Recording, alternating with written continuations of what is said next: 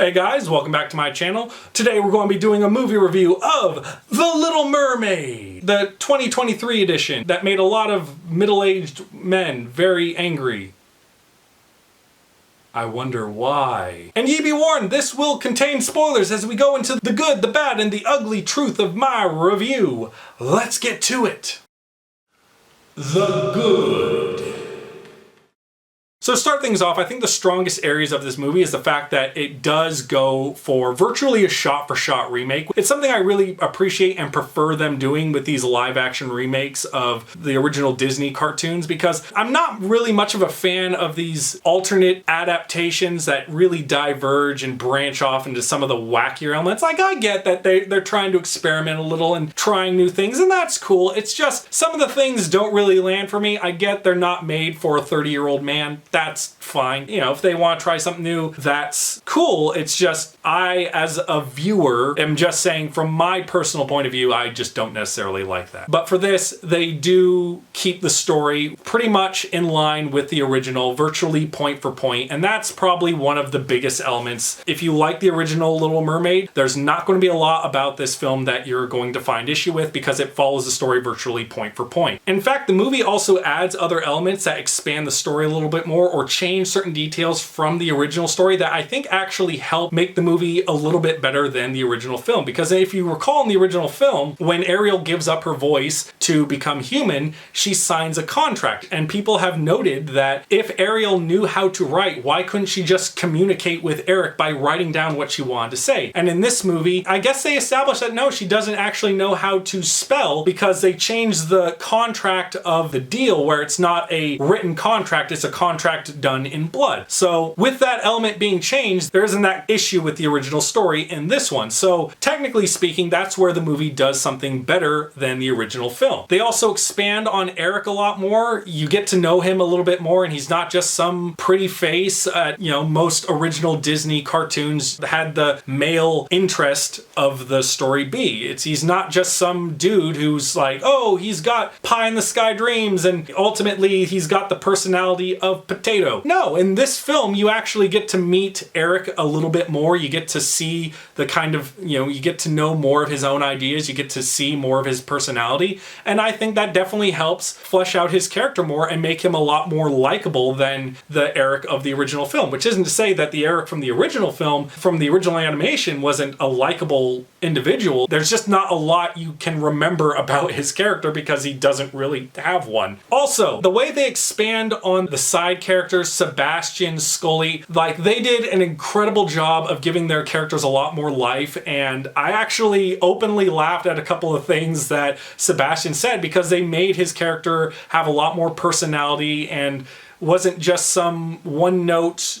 like, anxious crab that was just concerning about Ariel all the time. I mean, he still has those elements of his character, but you definitely get to know Sebastian a little bit more, and he has some interesting and funny things to say. Oh, by the way, the casting they got for Ursula, Melissa McCarthy, she did incredible because not only does she sound virtually identical to Ursula from the original animation, she still has her Melissa McCarthy attitude and antics that she kind of blends in with the character, but it works so well for Ursula. Like, there's this one scene where she's freaking out trying to find this potion to turn herself into the human version that seduces Eric later on, and she's freaking out going, no, no!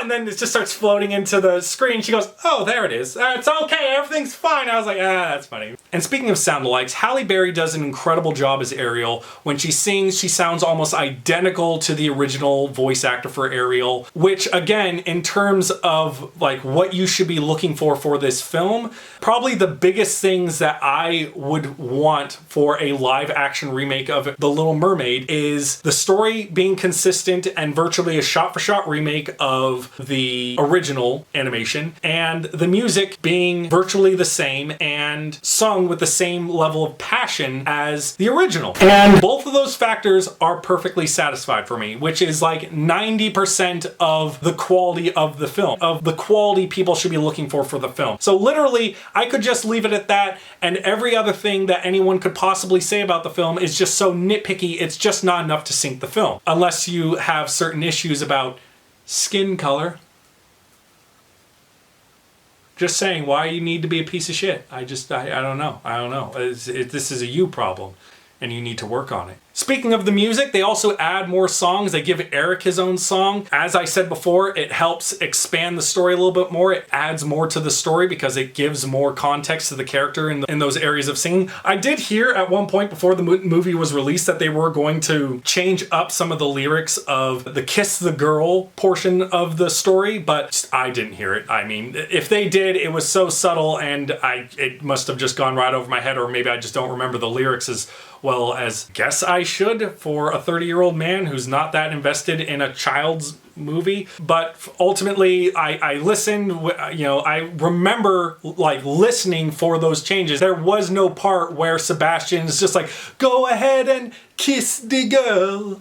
Only if you get her consent first. Like, that doesn't happen. So either I missed it or someone was just trying to make up an inflamed story to try and hurt the film before it came out because, they didn't like being told that they shouldn't be mad that the Little Mermaid is black.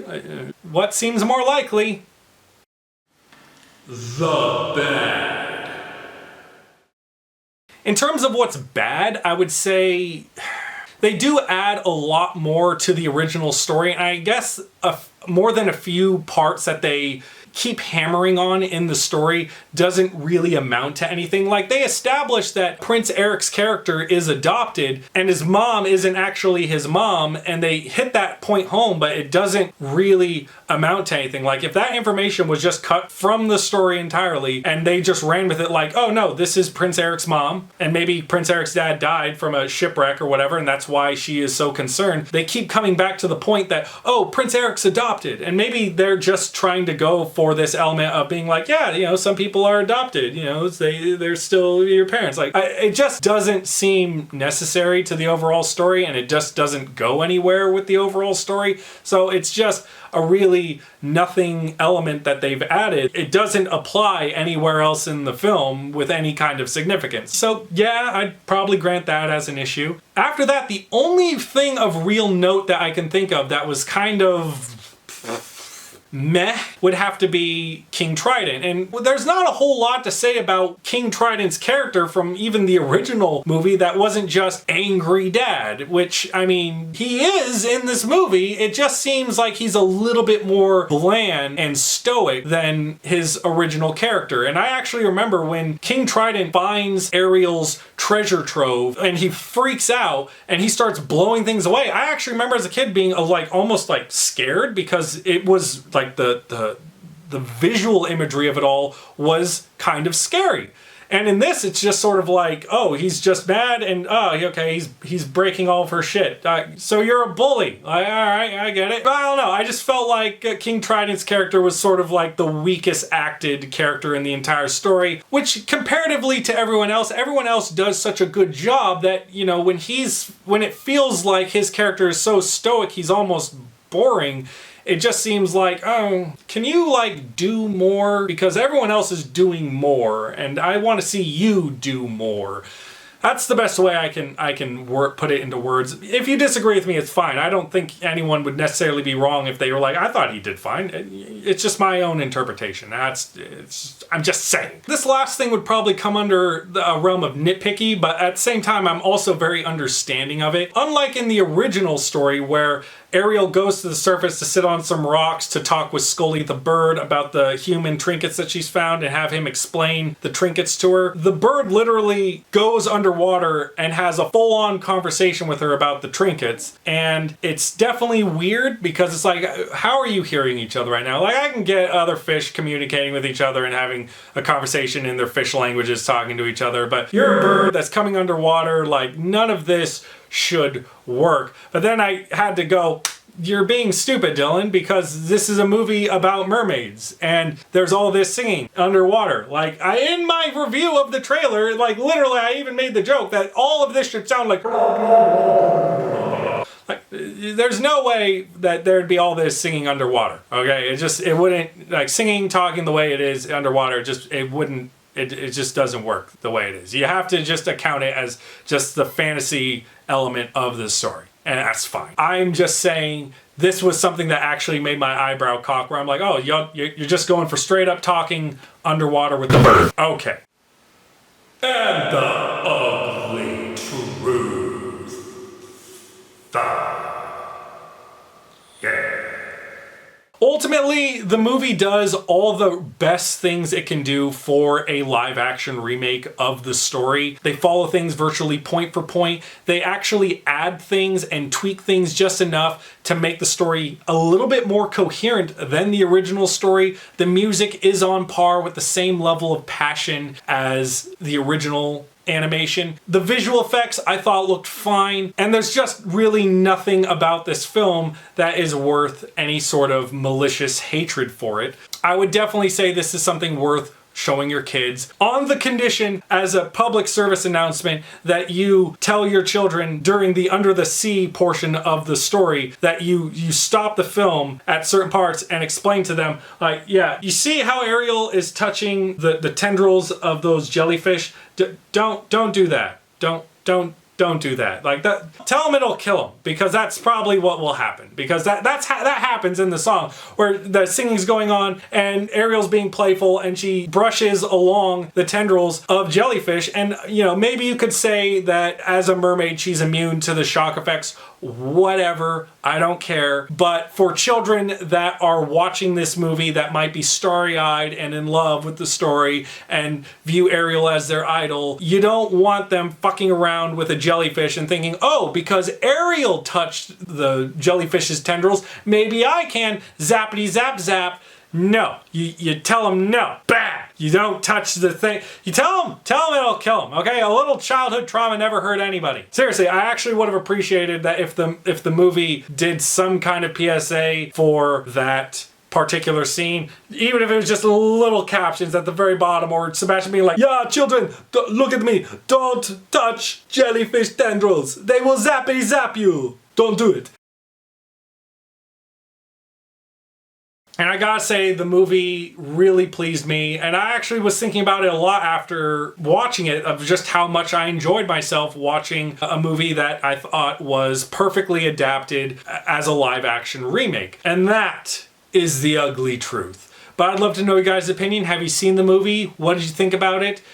Comment below, let me know, and I hope to see you in the next video. See ya! Blub, blub, blub, blub. Blah, blah, blah, blah, blah, blah, blah, blah, blah, blah.